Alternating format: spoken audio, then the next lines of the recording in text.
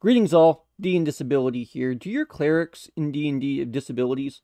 Follow me down this rabbit hole and you'll see why they should. When we play D&D, we often try to capture some of the medieval world in our fantasy. Usually, we are capturing the Renaissance of the 15th century. However, I do want to take today's video to explore a tiny bit about what disability means in terms of the medieval world. And to those who don't want the historical lecture, please skip here, where I delve into what this really means for your D&D game. Alright, for those of you that have stayed, when we talk about disability, we are really talking about our modern perceptions of the term. And the term disability, along with other general terms such as the medieval world, are merely essentialist tools that aren't contemporary to the sources we might be examining. However, they are still useful tools. As such, medieval disability scholarship concerns itself with 5 main models of disability. That is to say, the medical, religious, social, cultural, and realist models. So, forgive me while I run through these briefly. They may be of help. The work I'm drawing from today is the Medieval Disability Sourcebook, Western Europe. This is edited by Cameron H. McNabb and was published in 2020 by Punctum Books. Excellent book. I highly recommend anyone who's looking to portray kind of disability in a very medieval way, consider reading it. The introduction's amazing. So, the earliest model, the medical model, that is, attempts to diagnose and cure impairments. Edward Wheatley expands and adapts this framework to discuss how the European Middle Ages has a similar religious model. Because, and I quote, the Church's control over discourse related to disability is, in a manner, analogous to the way modern medicine attempts to maintain control over it now. End quote. The social model states disabled people are impaired and that disability is something imposed on top of other impairments by isolation and perceptions of society. The cultural model proposed by David T. Mitchell and Sharon Snyder argues that variations in environment and bodily function, particularly those traits experienced as socially stigmatized differences, work together to create disability. This is the model I often ascribe to. Tom Shakespeare's realist model is similar, and I quote, the whole interplay of different factors that make up the experience of people with impairments, end quote, including the independent existence of bodies which sometimes hurt regardless of what we may think or say about those bodies, end quote. For those following along, this all can be found on page 15. Now, before we move on, there are 2 critical ideas we must consider when thinking about disability in a quote-unquote medieval context. One of which is that disabilities were not always given an intolerant view and were often, but not always, cared for by their communities.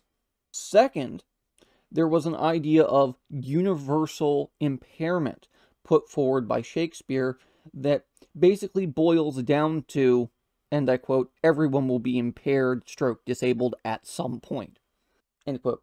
These concepts intertwine with Rosemary Garland Thompson's normate body. Normate, then, is the constructed identity of those who, by way of bodily configurations and cultural capital they assume, can step into a position of authority and wield the power it grants them. In other words, normal people have power. Now, forgive me while I take from the chapter directly here, or at least somewhat directly here, but I could not put the following section in better words if I wanted to. However, as Irina Metzer demonstrates in her highly influential Disability in Medieval Europe, thinking about physical impairment during the High Middle Ages, 1100 to 1400, disability was pervasive in the period and attitudes toward it ranged from intolerant and associated with sin to ameliorate and apologetic, as seen in the perspectives of the cure of the blind man. As Metzer notes, no discussion of medieval bodies could be complete without reference to sin, and the relationship between sin and disability is crucial in the period, end quote. And that whole block quote can be found on page 14. All right, with some of these key concepts out of the way, let's delve into where disability fits into the narrative structure of literature and kind of thus into games like D&D. And we're getting back towards talking about clerics and stuff, I promise. It'll all make sense. Now, much like before, I'm going to take largely from pages 17 and 18 of the text here. So, by all means, feel free to follow along. Two central terms coined by Michael and Snyder analyze disability's role in narrative texts: normative prosthesis and the materiality of metaphor. They argue that disability provides literary narrative first as a stock feature of characterization, and second, and as an opportunistic metaphorical device, end quote.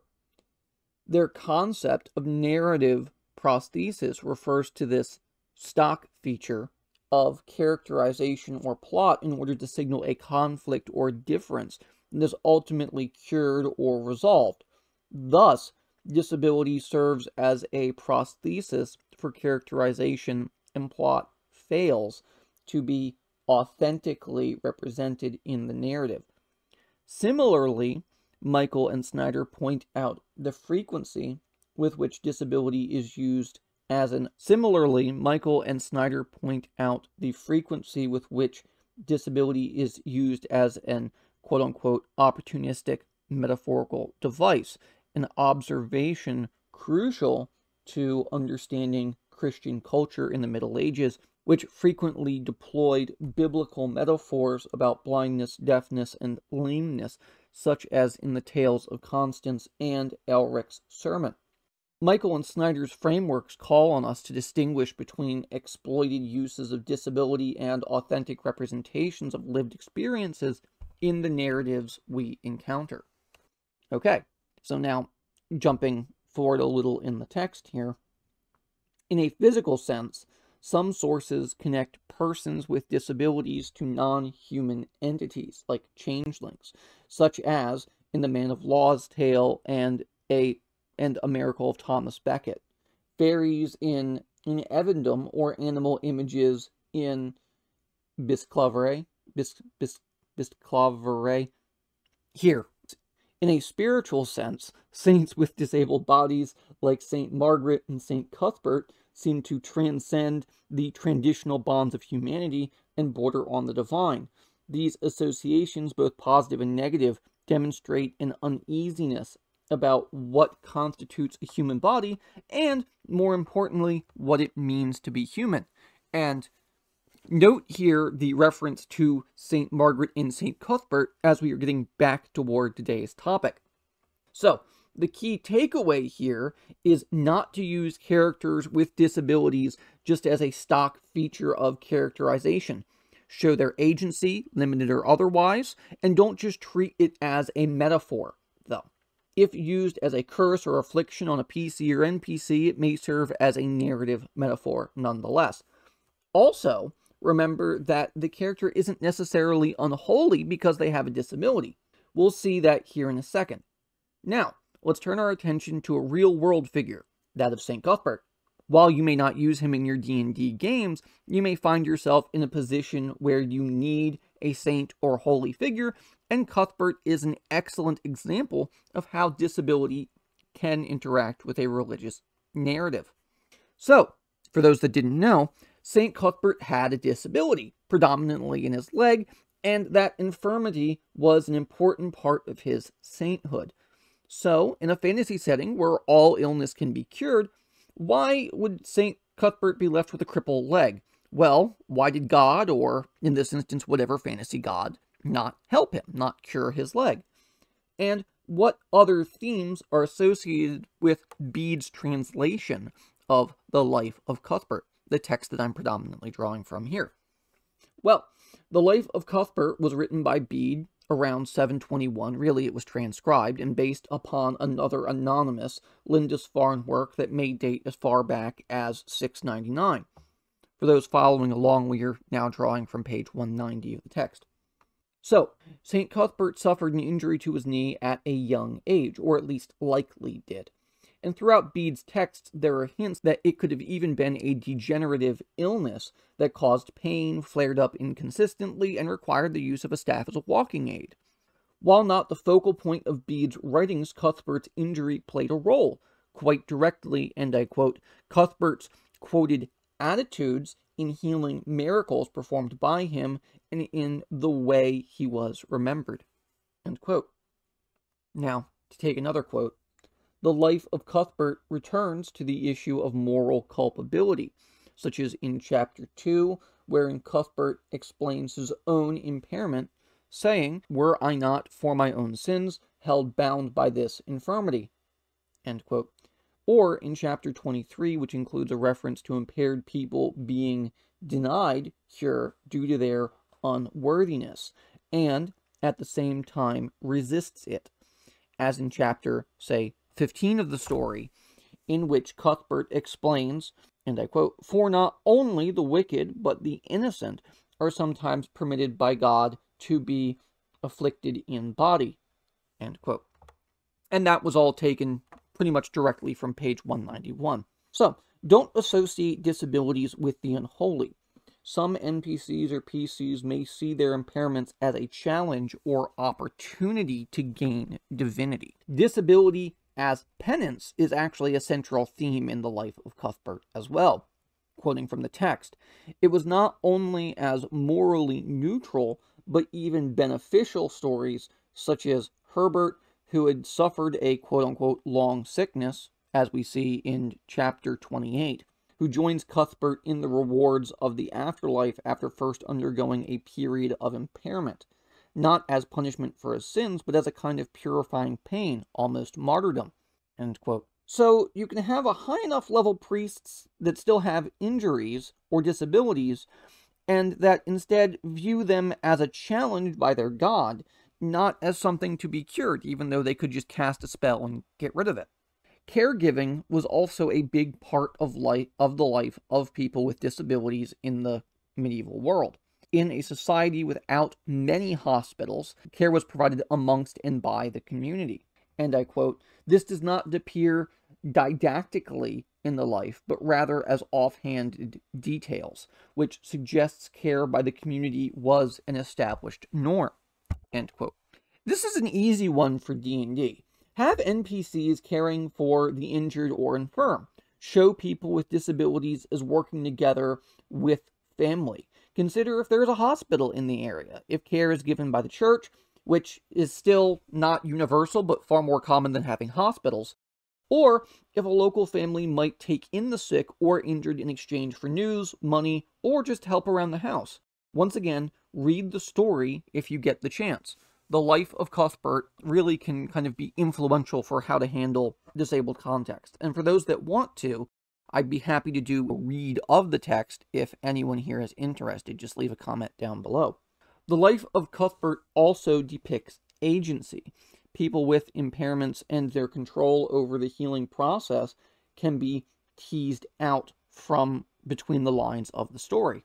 Quoting here, "In some cases, miracle seekers display high levels of agency, including the ability to explain their own condition, to decide on a course of action, and to command others. In other cases, the agency of individuals was curbed, and at times they were completely silent in the narrative altogether." End quote. With Bede's translation, it seems to quash some of the ability of a partially paralyzed boy, who, in one telling, in the old telling, puts on the shoes of St. Cuthbert himself, and in the other, has the shoes put on him by a clergyman. This is a small distinction, but it's important. Show NPCs with disabilities as being active. Don't make the mistake Bede did. Don't rob them of agency. Now, I know the life of Cuthbert is only one limited example here, but I hope you can see at least this small introductory view into what life could be like for priests or characters or NPCs with disabilities in the medieval world, and how those relate to priests, characters, NPCs in your game. Now, I know the life of Bede is only one limited example, and this is only a brief view into disability in the medieval world, but I hope you can see some small view of what life was like for those with disabilities.